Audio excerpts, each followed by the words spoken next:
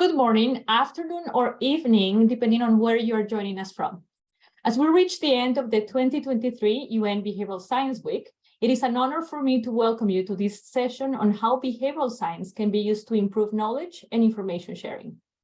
This session is organized by the UN Behavioral Science Group and the UN Innovation Network in partnership with IFAD, the International Monetary Fund, and UNDP. Before we start, I would like to remind you that today's event is being streamed and recorded. By joining the event, you are agreeing to the recording taking place and for it to be shared in our platforms. The chat box will be open, so please let us know where you're joining us from. And we ask you that you use the chat responsibly, please, by keeping your posts related only to the content of today's session. At this session, we will discuss how the IMF and UNDP are using behavioral science to encourage solutions to bridge organizational silos, create incentives for collaboration, and ensure a robust organizational mandate for knowledge. Though most executives recognize the importance of breaking down silos to help people collaborate across boundaries, we know that they struggle to make it happen because it is extremely difficult. But we also know, for example, from the Harvard Business Review article on cross-silo leadership by Amy Edmondson, Sujin Lang, and Tiziana Cacciaro, that the vast majority of innovation and business development opportunities lie in the interfaces between functions, offices, and organizations. In other words, the integrated solutions that most customers want, they would require horizontal collaboration. But unfortunately, organizations struggle to develop that kind of horizontal collaboration. This is unfortunate because research has shown that organizations with more cross-boundary collaboration achieve greater customer loyalty and higher margins. And what that means for development organizations is that when cross-horizontal collaboration happens, we can deliver better results quicker and also more efficiently. But how can we make horizontal collaboration happen in a constructive and effective manner? That's the main question that we're aiming to address today. Laurel Patterson, Director of SDG Integration at the United Nations Behavioral Development Program, will discuss with us today how her team is using behavioral science to encourage solutions to bridge these organizational silos. Then Mishri Someshwar, Creative Project and Operations Manager at the International Monetary Fund, will share how behavioral science can be leveraged to improve product launches using the IMF's financing tools as an example. Without much further ado, I am pleased to introduce Laurel Patterson, Director of the SDG Integration Portfolio in UNDP's Global Policy Network, where she leads a multidisciplinary team that anchors collective intelligence and policy innovation for the Sustainable Development Goals. Laurel was previously Senior Global Advisor for the SDGs in fragile and conflict-affected settings. Prior to joining the Global Policy Network, Laurel was Deputy Director of the UN System Affairs, where she was leading on UN reform, and she was also the Deputy Director for Partnerships in UNDP's Bureau for External Relations and Advocacy. Laurel has held several field-based assignments, including in Somalia, Zimbabwe, Burundi, and Angola, with regional advisory positions in Africa, with regional and the Arab States regions. Before joining UNDP, she was the Associate Director of International Affairs at Simon Fraser University in Canada. So Laurel, knowledge is a complex topic and many organizations are grappling with how to create the systems and relationships to really advance as knowledge organizations. Why was behavioral science important for you in this endeavor? Thank you, Gladys. And hi, everyone. It's nice to be here with you. It's nice to be part of the last session of what's been a really exciting week on behavioral science. Two things that I wanted to say at the outset, just to Gladys, your introduction and this notion that we need to break down silos, because I think for many of you joining today, for many of us, that's not new. We always say that, one might say. So one of the things that I think is particularly important and topical today is that what we saw through COVID and what we are experiencing in the world today in terms of the speed of change, the scale of change, this much more real personal experience that we have of the way that different development challenges intersect with each other, these kinds of ripple effects that we see when something, then something else, and something else.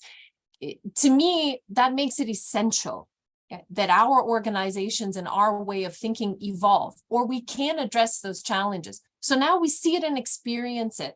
So for me, it's no longer nice to have, it would be good, it would be better if we collaborated. It's essential, or we can't navigate the challenges that we're seeing today. So for us, we connect this challenge fundamentally with the challenges that we're seeing in the world today, and from UNDP's perspective, from our development mandate.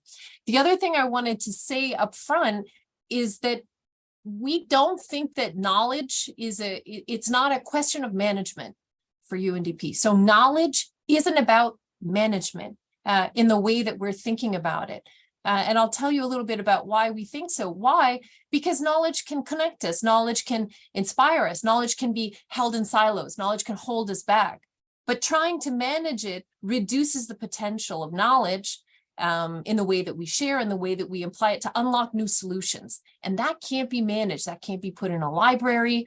You can't pull it off the shelf, perfect, just what you needed, and you go to page 578. It doesn't work that way. And challenges don't work that way. They've changed. There's no playbook for a lot of what we're facing. So the way that we think about knowledge, we also think needs a real boost. And that's where behavioral science is also really important. So I'm going to tell you a little short story of where we are right now in UNDP. It's a journey. So one of the things I'm sure we'll talk about also with Mishri in the Q&A, none of this happens overnight because we really, really want it to. So I also think it's important, and where behavioral science has been very, very valuable to us, what are the changes and shifts that we can start making? It can seem small. We may want something bigger, but behavioral science helps us look at the behavioral shifts, which can seem small, but over time, these kinds of micro adjustments can lead to significant changes. And that's what we think is important for knowledge. So for us, I had mentioned this a little bit, when we looked at our landscape as UNDP, when we were developing our knowledge strategy, there was a lot of opportunities that we felt we could build from. A convergence, a lot of investments. Many entities have seen this bigger investments in digital, in data, in their people, in purpose, being purpose-driven. Great. So we have a lot of that. We saw shifts in culture. COVID compelled some of it, right? But even beyond that, we were looking to be more innovative, and all the colleagues, part of this panel are a part of that transition as well too. We weren't starting from nothing, and many entities are not. So we had a lot of work in communities over time. We were working from an IT and digital perspective and progressive integration. So again, we were not, it wasn't an empty landscape full only of challenges. But this last point is the one that I wanted to put emphasis on, and where I had started. Development challenges require it. There's no other way of staying at the forefront of what many countries are facing. And so we have to be able to do that in our organizations as well, too. Sometimes I think it's easy for us to look at that in terms of somebody else's challenges and what that might look like. It's harder sometimes for us to look at it in terms of our own institutions or our own selves. And again, I think behavioral science gives us some really interesting opportunities to do that. So it wasn't only opportunities, no surprises there. There are real challenges and obstacles that we knew we were up against in terms of starting to create a stronger knowledge sharing culture in UNDP. And so the first was that there was significant systems break. Our team in UNDP is not only focused on knowledge networks and sharing, but also on policy data, analytics, and other forms of evidence. So we looked at this holistically across different types of intelligence that exist, and we tried to map consistently where are there breaks, where are there gaps. Not every break needs to be solved for, but some of them do. So we were trying to be extremely focused in what we wanted to address in what order. And the second is just that this is more of a cultural than a digital or a tech challenge. It's not prioritized. We are busy organizations moving fast with a lot of pressure. This notion of knowledge sharing can feel like a luxury, which it isn't. It's essential. But again, those were one of those things that we sought to design for. And the last is that we know we have to be more than the sum of our parts as a UN system, not even just as different UN entities, but getting there from where we are now is more than technology. That's what we saw. It's us. And many of this came back to us. So we then tried to imagine, well, if we want to bring people along this journey with us, what do we want this to feel and look like? And so we really said we want to be able to find information quickly. Not everybody has time for a conversation. Not everybody wants to. But you need to be able to find what you need really fast across regions, not only within your region or maybe within the files and folders that you have in your country. You need to be able to look at that, see what best practices is, and translate that, connect it with data, analytics, evidence, trends that are happening in your country, or perhaps in countries related to yours, similar sorts of development trajectories or pathways. You've got to be able to do that at the same time. And then you need to be able to connect with people maybe on a very specific request, a specific need. So we're out of generalities, we're out of a lot of noise, we hope, and we're into making connections where it can move the needle. And again, it's to the first point, it's because no one has time, right? So we have to bring as much precision as we can. And that has to be a combination of digital and tech. There's no way for the way that our organizations work to do it any other way, but it's about ourselves. Fundamentally, our behavior is a big part of making the changes that we want to see. So these were some of the reflections that came back to us in this process. We spoke to a lot of colleagues over a considerable period of time to bring the strategy together, and we're still doing it. We're constantly trying to evolve the questions that we're asking and the solutions that we're providing, because talking in and of itself can also be frustrating to people. Where is this going? What's changing, et cetera, right? And this is where behavioral science comes in for us, because again, it's not that the shifts are so dramatic, like we had never thought of poverty before, and now we're thinking about it for the first time. No, it's in smaller nudges, right? Smaller changes, which we consistently make intentionally, not accidentally. And that's what we feel can start to make the difference. So here's a couple of reflections from us on the way that we conduct lessons learned. Codifying insights would be another way of saying it. In the way that we talk to each other and intentionally create spaces that help us share ideas. Not every conversation is generative. So how do we design those spaces for those exchanges that make a difference to us? And of course, how do we work maybe outside of our comfort zone, outside of our immediate networks, which all got a little smaller in COVID? What would it look like to do that? How do you design intentionally with people's behavior today in mind, as well as what optimally would be a behavior shift that can help us? So we did, the details of this are in the background because otherwise it's a little overwhelming, but it's there to say, trust us that we spent a lot of time mapping and talking with colleagues and working through the behaviors that would promote both knowledge-seeking behaviors. I have a question, or I have a problem, or I have a great idea. How do I seek knowledge? And then how is knowledge shared or provided? And we worked with a lot of our country offices to do that in a way that could be useful to them. So in big groups, like the groups that you see in the background there, but also with specific countries. And we utilize the best of what we had to do this. We have a Spark Blue Knowledge Network platform. It allows us to run different types of challenges, crowdsourcing ideas, connecting different comments, any language, 100 different languages automatically translated. So we tried to use the best of what we've got to bring this together efficiently and logically. I won't spend too much time on the barriers that we saw, but it's just to say we spent a lot of time trying to understand people's perspectives. Why is it hard for you? What would make it easier for you? And there's no right and wrong answer here, but unless we're starting with people's behaviors, their perceptions, their cultures and norms in the organization right now, we can't move forward. So we spent a lot of time looking at, some of the challenges of culture, some of the challenges of prioritization, and some of the behaviors which tend for people not to share. We brought this together. I'll wrap up in 30 seconds. We brought this together in a playbook, which is still in the works. But our idea was that we create a set of potential knowledge solutions. We amplify and then tackle specific barriers. And we move where there's energy and opportunity to do so, at least in our prototyping phase. And we've made this accessible to anybody in the organization to say, do you want to be part of this? Does it make sense for you? How can we capture what you're learning? How can we give you something that's going to be valuable to you, not waste your time? I also think it's really important. The behavioral work allows people to take action where they are. And what we want to do is be able to understand it, connect it, and do better corporately in the frameworks that we create. We're after a corporate framework here. But these are some of the solutions that we're finding and that we're working towards.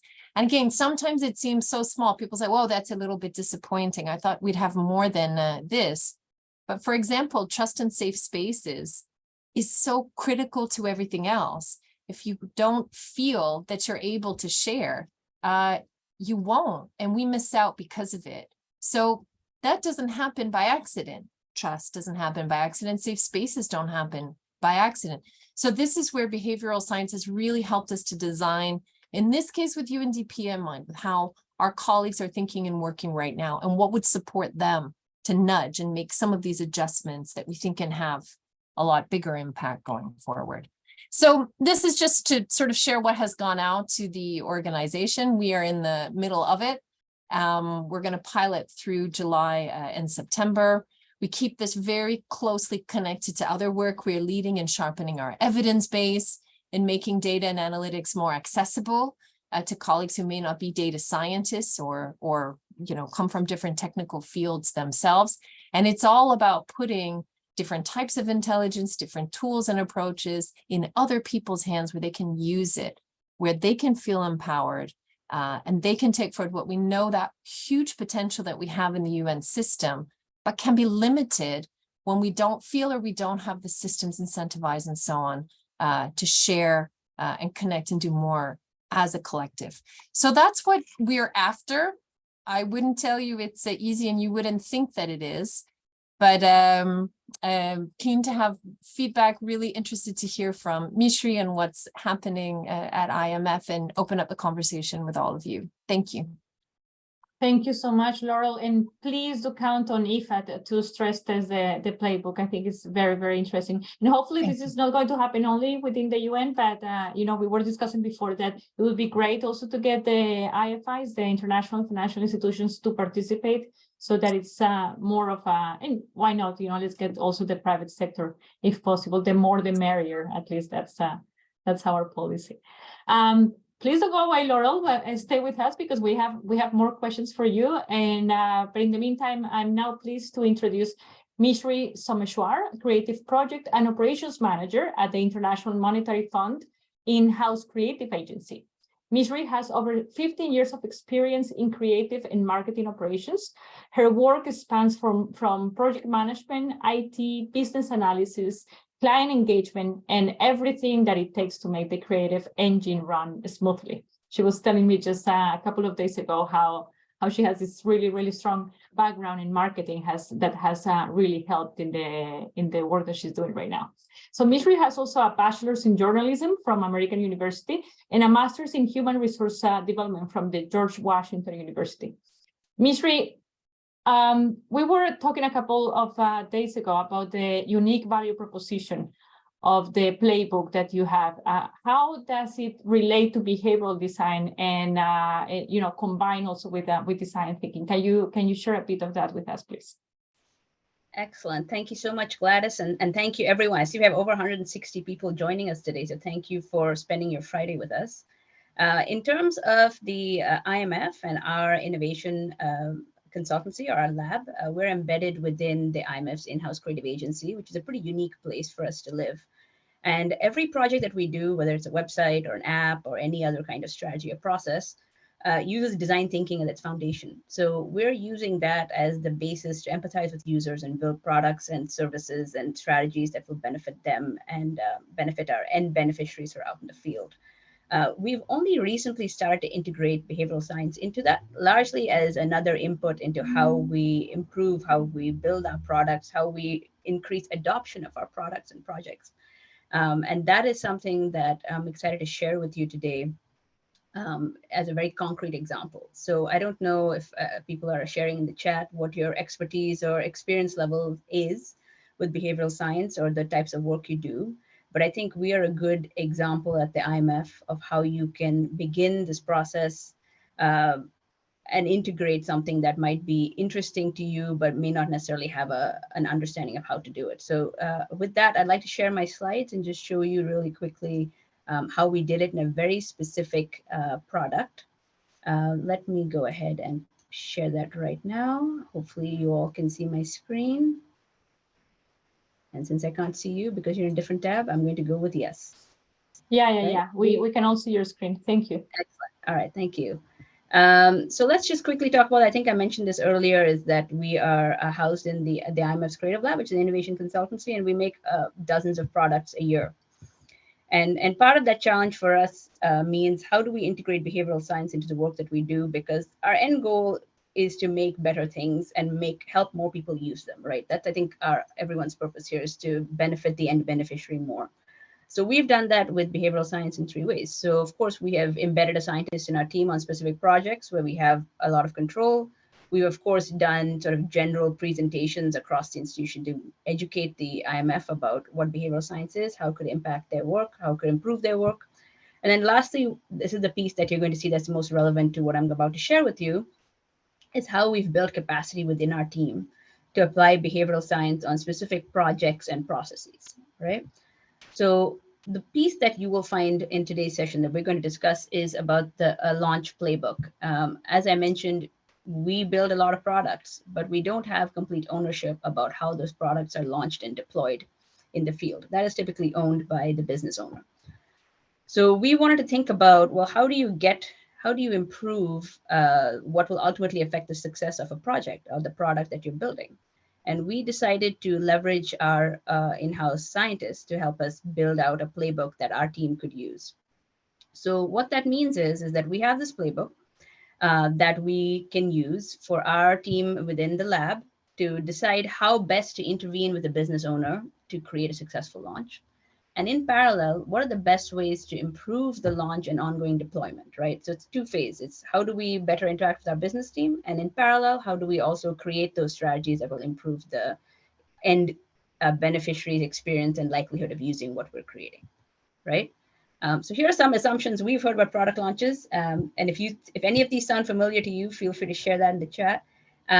We find that many people think that the usefulness of their product is so self-evident that as long as people understand it, they will use it, right? If they see it, they'll like it, they'll use it. That's often the sense that we have with many people that we work with when we're designing or building something. There's also a sense of, well, once we launch it, that's the most critical phase because everyone's going to see it. That's the most important part. Well, it's definitely the visible part for sure. And then the last bit is about, well, we think that end beneficiaries will disrupt their process to adopt this new product because this product is better than what they had before. Any of you who've worked on designing or building new products are probably laughing right now because you know this never works out in quite the way that we've outlined, right? You can make something cool. There's no expectation or guarantee that anybody wants to use it because you're asking them to disrupt what they're doing. So ultimately, a successful launch is about helping to gain adoption. It's not really just about communicating about this thing you're making, but it's about getting people to use it, right? So it's not just about the awareness, it's about changing people's established habits and asking them to try something new. So as you can imagine, that can be pretty challenging.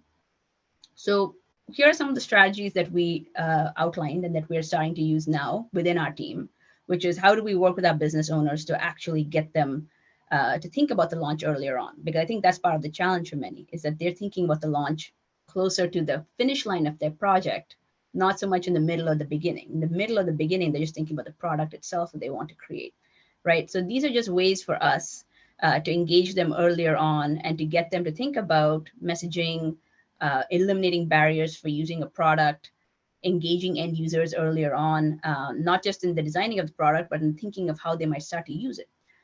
So these are some strategies that we have for our team to use, our researchers, our strategists, our analysts, so they can use this when they're working with the business owner. And then in parallel, what we have from our side is about one really interesting and important point that we've realized is the act of formalizing things. I think Laurel said earlier, some of these changes seem small, but they're actually really big in terms of improving impact, right? Like if you want a business owner to launch a product successfully, outlining what that success will look like and signing your name to this is what we will all do together creates a certain kind of social pressure of, well, I'm not going to backtrack on something I signed on.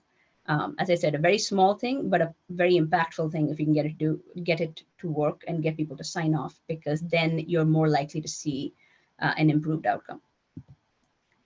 So let me give you an example now. I know we talked theory so far, but some of you may have heard of this product. And if you haven't, I encourage you to see it. I will share a link in the chat after we're done. This is the IMF's SDG financing tool. And this tool is essentially a scenario builder to help countries understand how they will finance or when they will reach a certain goal, and by which year, based on how much they're able to spend and how to fund and finance it. The IMF picked 5 SDGs, and you can see them on the website when you visit it.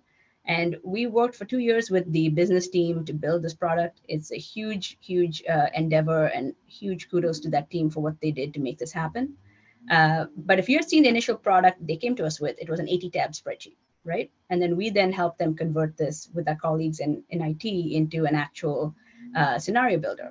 A lot of work, huge product, really great. And the question then becomes, how do you launch it? And we spent a lot of time chatting about the launch. One thing I will say is we didn't get to launch it with them.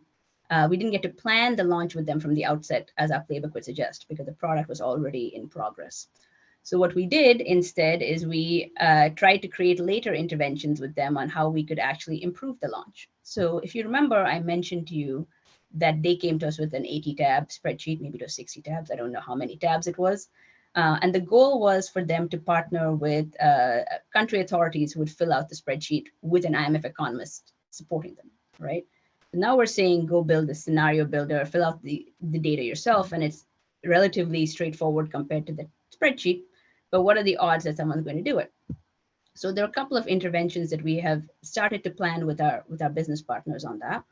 And here are some of our ideas that we have discussed. Number one thing is, of course, explaining to them the difference between launch and deployment, because it's not just about the big, voila, here's the product. It's actually thinking about how you're going to deploy this on an ongoing basis.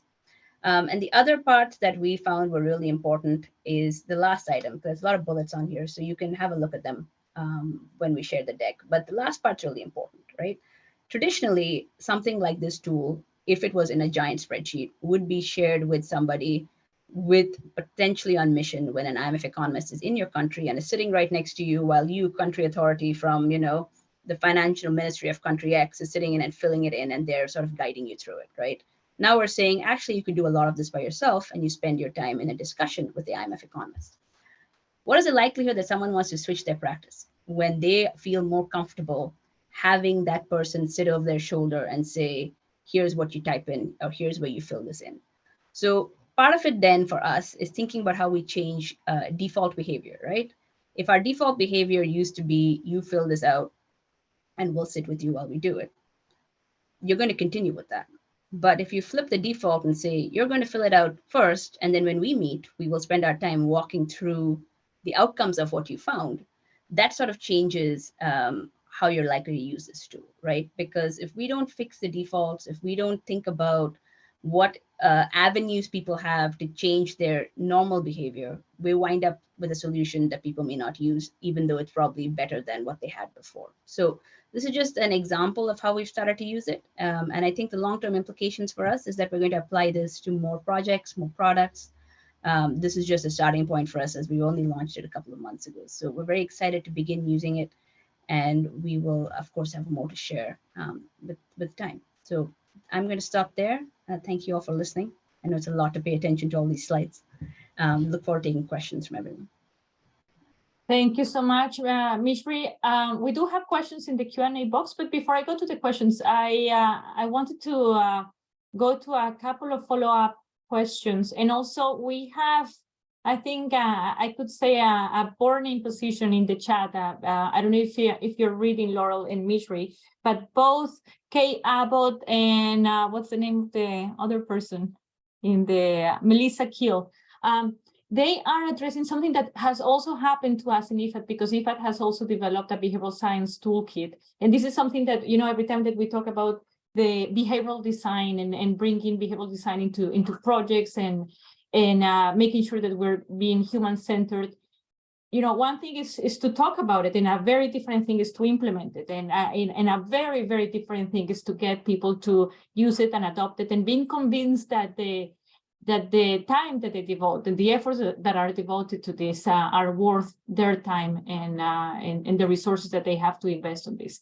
So could you, each of you, share with us what is the impact that you expect your respective toolkits to have? And if you have any experiences to share with us on how you have brought organizational change, a cultural change within your organizations to adopt these toolkits. I know that is very premature in your case.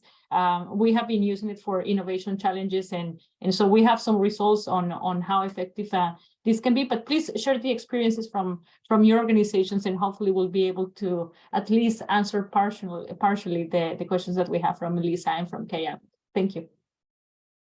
I'm happy to hop in. I mean, the UNDP has used behavioral science, and there's a strong network that exists across the UN system for different reasons and different purposes.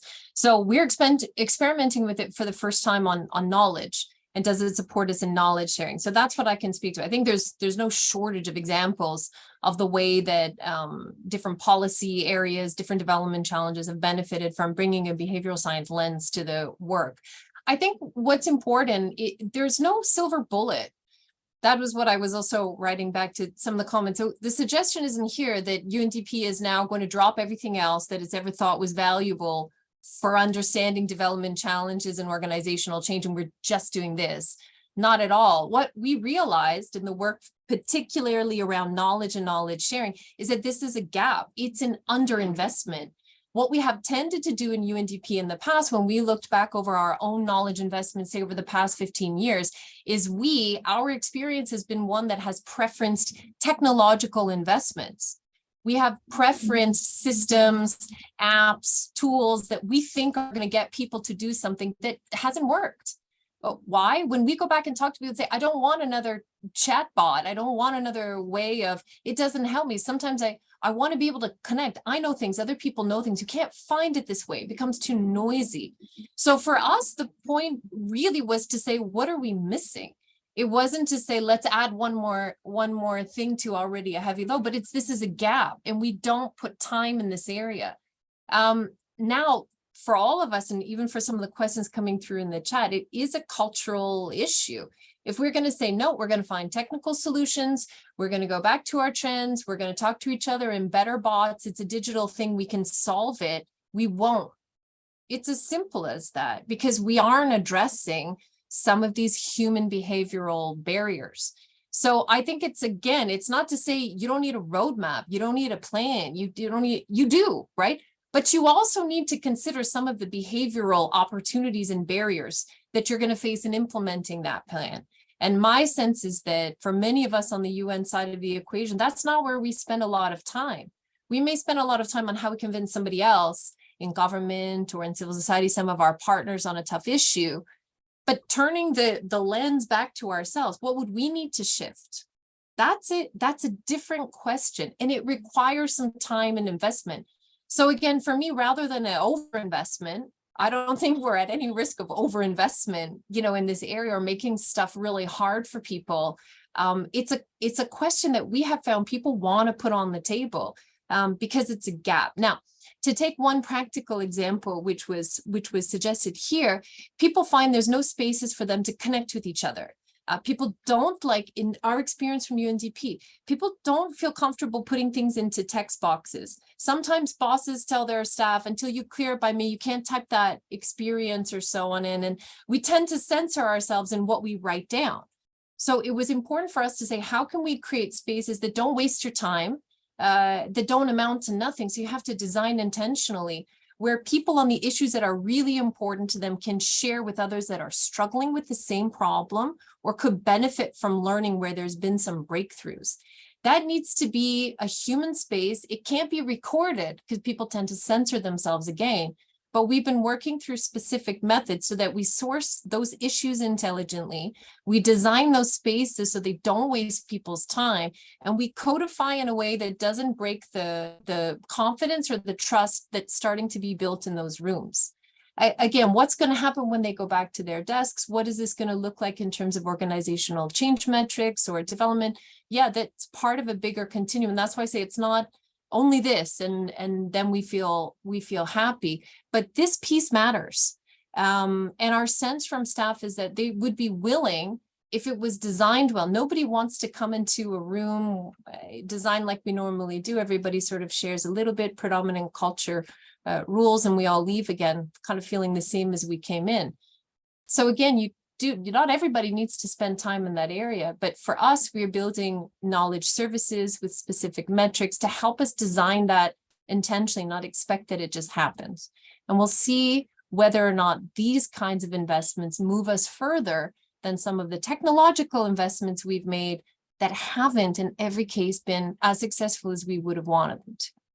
Yeah, exactly. That I think that's a key point that you're making there, Laurel. It's really increasing efforts to make sure that we're really delivering the results that we intend to deliver in the most efficient way that we can. So this is what our agencies are doing. And can I just add one point there? Yeah, no, Mishri, I was going to go to you because you also combine design thinking here. So if and your approach is very user-centric, so why don't you share that with us as well, please? Sure. Let me just, having looked through some of the questions, I think there's two themes here, right? There's the philosophical question of why are you guys looking at the next hot thing?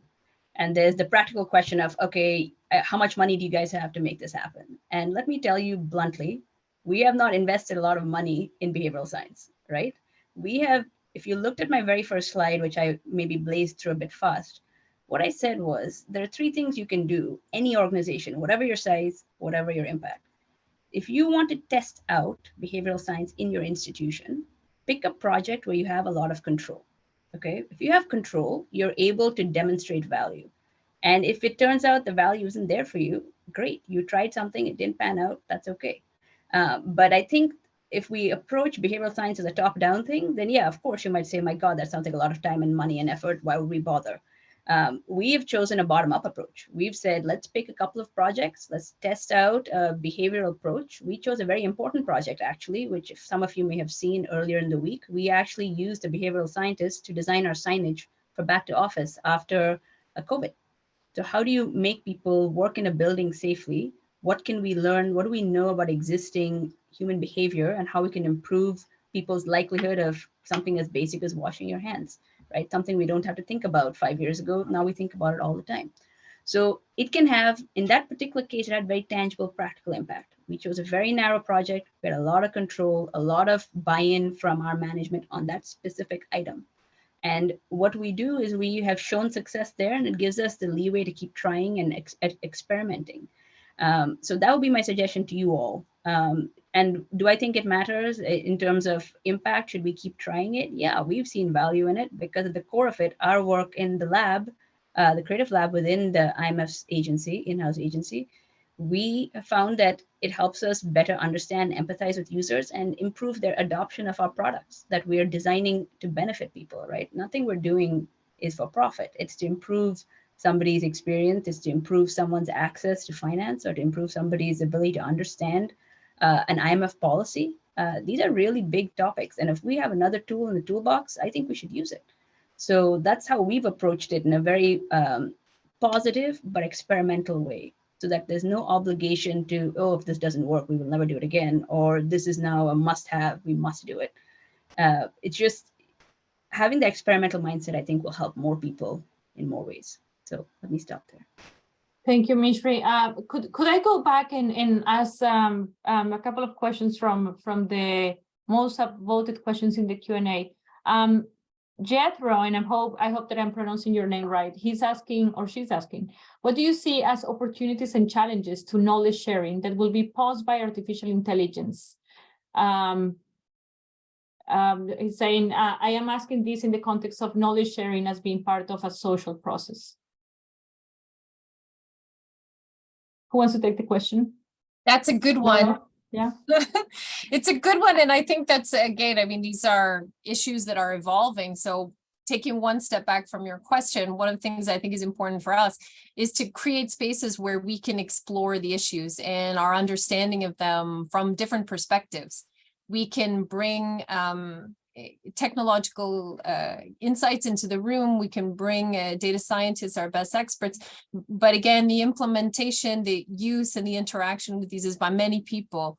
So we think we need to create these spaces as knowledge teams to be able to arrive at some kind of a common understanding, at least of what the biggest issues, risks, opportunities might be. That's a collective exercise. It's not only what one tech expert might tell us it is. It's our experience because we're living and using these tools every day.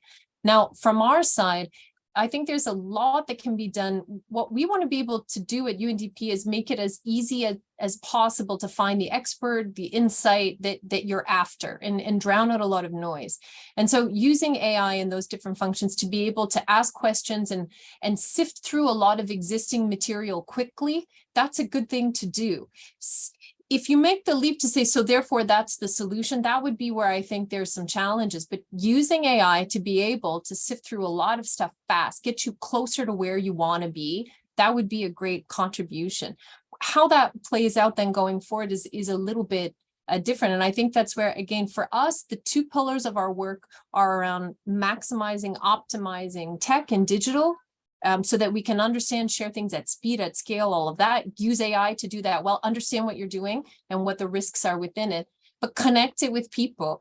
So the things that people know based on maybe many years of experience, or maybe experience in a particular context, it's not quantity of experience, it's different types of lived experiences that people can bring in and challenge wisdom, perhaps, or other codified insights that have existed for a long time. So I think you have to bring two together. One small thing that I'm just curious if others are struggling with is conversation that we just opened earlier this week. UNDP runs a Data Thursday sessions, and we had a whole session on generative AI and its implications for our work. And I'm sure that's happening across all organizations. What we think is, in the simplest way, is the way we as an organization use chatbots like MeetGeek and other things to attend meetings that we are not in, and give us a recording and pop these things into summaries. There's significant issues there in terms of data privacy. You're working through third parties in a lot of these cases. Not all colleagues in the way that we did here. You got a prompt saying, we're recording this, here's why, here's what happens. So I think in using a lot of these things as simple as they can seem, there are significant concerns that we have to discuss as organizations that relate. It is just one example, but where it can relate to data privacy and also consent. I'll leave it at that. Thank you so much. Mishri, could I go to you for the next question on incentives, and how do you intend to get people to adopt and use the playbook? That's a great question, partly because one of the things we've learned from our own playbook is you have to be very cautious with how you use incentives, because if you incentivize certain types of behavior, and then for whatever reason you have to take the incentive away, you might, in essence, disrupt the adoption of whatever behavior it is that you wanted people to take on in the first place. So I would say from our perspective, we have found that it's almost better not to offer any kind of tangible incentive, and to instead leverage people's sense of, I don't want to call it goodwill, but I think people are naturally inclined to share, and they're naturally inclined to want something to succeed if they have clear parameters on how to do so. And so from our side, we're always looking at designing an approach that would make people be more likely to do something or take something on because it's in their own sense of, well, if I try this and I do it, it'll help. More so than formalizing it as, well, if you do X, you get Y. So I would say from our side, we're very, very cautious, and I would say largely avoid providing any kind of incentive for either the playbook or other products and projects we've done. Thank you so much, Mishri. We have a question here also in the Q&A box that is somehow related to the conversation that we were having before in the practice session. I was sharing with you that IFAD is going through decentralization, and we aim by the end of the year to have 40% of our staff deployed to the field, and by the end of next year, 45% of our positions deployed there. There is a question by Madina in the Q&A box about how senior management as well can help implementing these changes, these organizational cultural changes. And I would try to go beyond that and say, how can we ensure that we don't lose that contact with field officers and everybody continues to be incentivized to share knowledge, to stop the silo working, and and just share information, making sure that you keep that bridge of communication with field offices.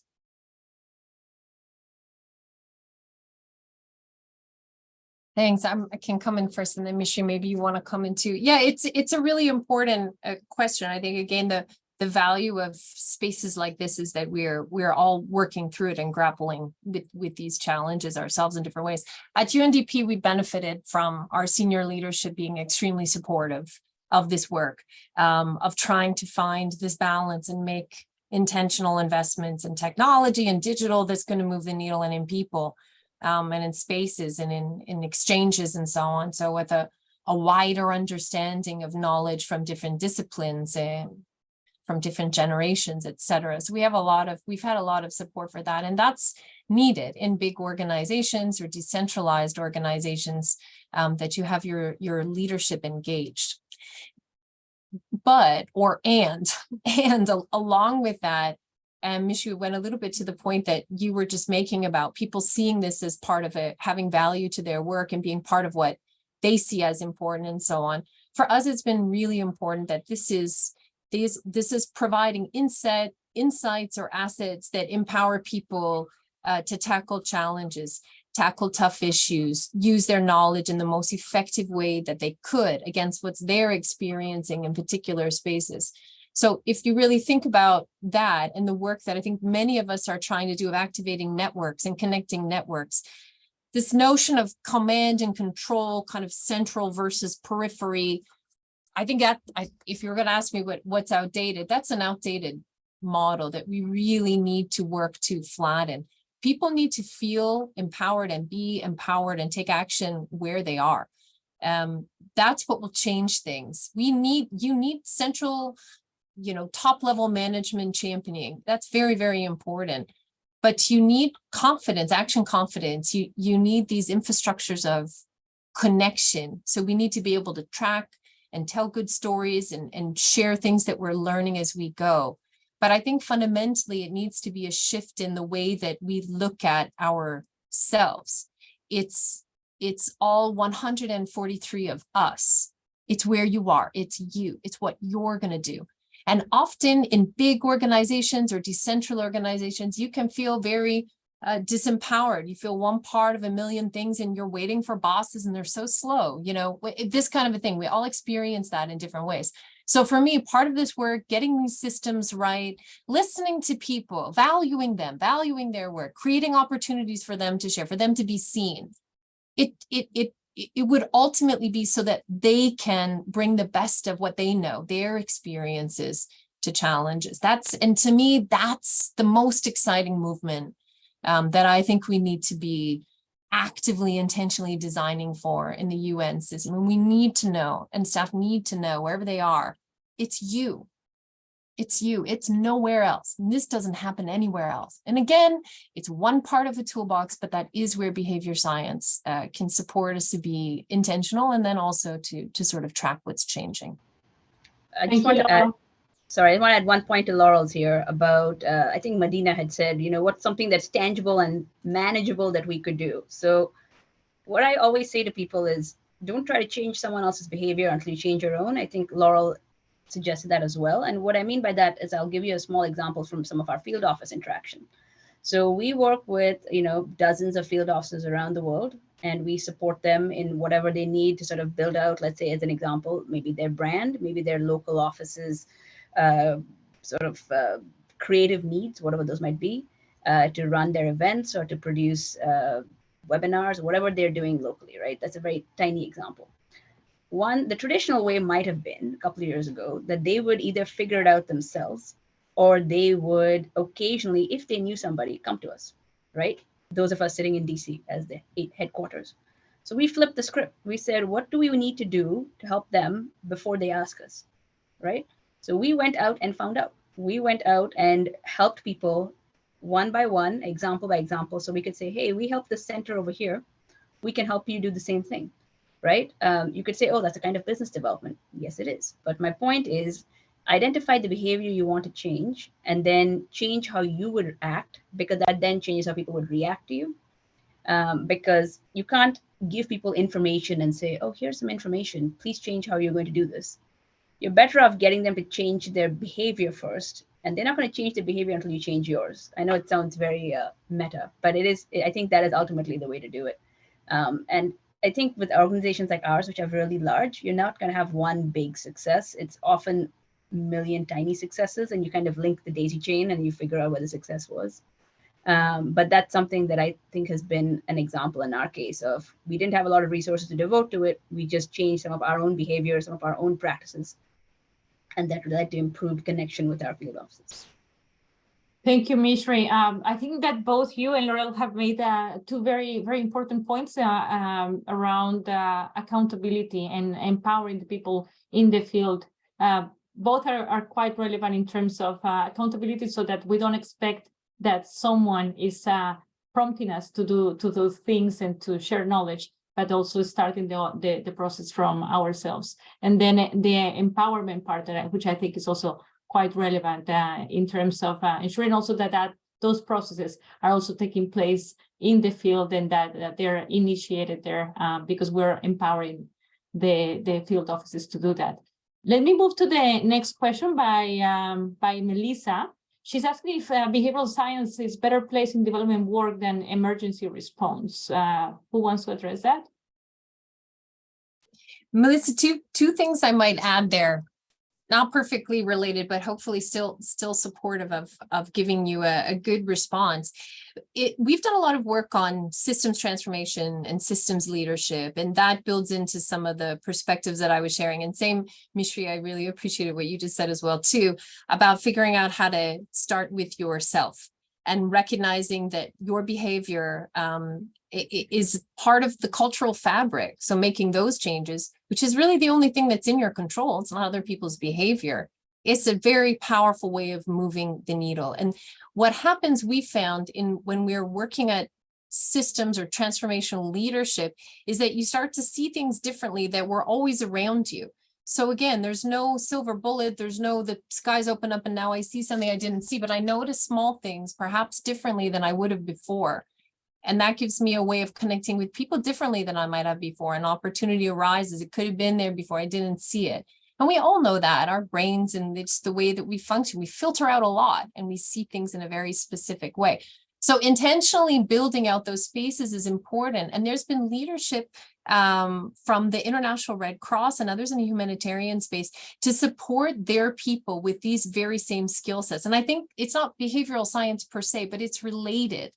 And they have found it really valuable. I've loved learning about some of their work. I know UNHCR has some of this work in the mix as well too. So I think when you're working under situations of stress, when you're in protracted crises, I was 7 years in Somalia, people, that's also where people are willing to explore things because things haven't worked. So I think there is a kind of a certain flexibility or an openness to different ideas and so on and so forth that come in a humanitarian space, even though those are high stress, but they're also the places where people are really, they're so close to the realities and what has not been successful. We've worked in adaptive management, which again has, it has flavors and connections to behavior science as well too. And I've seen a lot of that in humanitarian entities as well. So I do think there's value. I think to the points that you had made earlier in the chat, yeah, it can't be seen as like a time waster. It isn't. Right. But I think the way that we design and talk about this, it needs to meet people where they are. Sometimes, like Mishra said, use this term meta, but sometimes I think if it feels too meta for some of our people, they're like, is this yoga? Should I be doing this at work? It's literally a comment that I had back in one of these early, did somebody approve that you could do this at work? It's kind of a yoga. So we're up against that. So I think that's a really important reality. We got to find ways of talking to people and describing this work that meets them where they are. And you build in these potentials and spaces. You don't have to knock people, head on every time in some of this work. So I've seen some humanitarian entities do that with some success. So, Laurel, thank you so much for that. Mishri, we don't have much time left, but I really want to get to this question by Ayush. They're asking, were your insights about the complexity of incentives based on a workspace or an already existing incentive scenario? Or was it from a currently non-incentivized scenario? So I would say it was from a non-incentivized scenario, right? And what I mean by that is I want you to do something that you've never had to do before. And the option then is, oh, do I give you an incentive? And you can pick whatever that incentive is. And keep in mind, let me back up and say that I'm thinking about beneficiaries outside of the institution, right? I'm not thinking about my coworkers. So if you're talking about the end user or some of the things we design or the products we create, giving those people an incentive would, if anything, probably just temporarily change their behavior, if at all, if they even bother to do it. So that's why we stay away from it. We just don't think there's any real value to it. So I know I don't know if I'm answering your question enough, Ayush, but the point is just that we don't, this is because it's an external user's behavior we're trying to influence. So there's no upside to us creating temporary incentives because you can't really create permanent ones that stick. So that's where we're at. Thank you so much, Mishri. Any last thoughts that you would like to leave us with before I close the session, both Mishri and Laurel? Well, from my side, I think let's stay on the journey. That would be what I would say. Let's keep exploring. It's not always going to work. Other things will come up.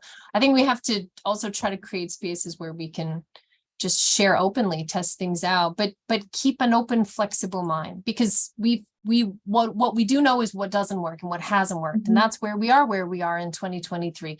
So I just think keeping space, keeping humility, keeping some energy, curiosity, these are great capabilities for all of us, no matter where you're joining in from. And so I'm also really grateful for the UN Innovation Network and the Behavioral Science Week it's part of. It's never going to be the only thing, but it's really part of that. So that's just my encouragement to all of you and myself too. Thank you, Laurel. Mishri? All right, thank you very much. And thank you all for joining us today and for learning from us and helping us learn from you.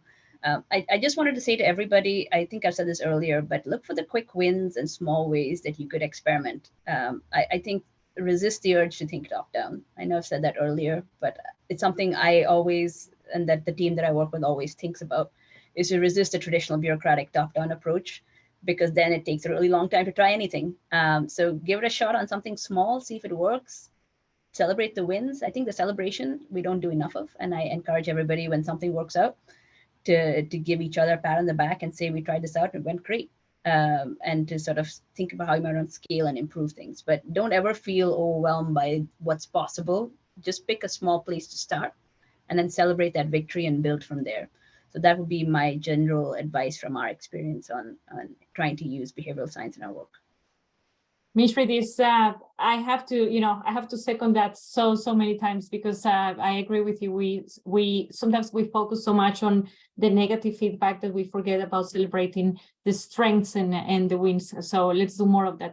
That's very much needed as well. Also to keep our innovators motivated, and they already have to fight so many barriers on a day-to-day basis. So let's try to give them encouragement and celebrate their wins when they happen.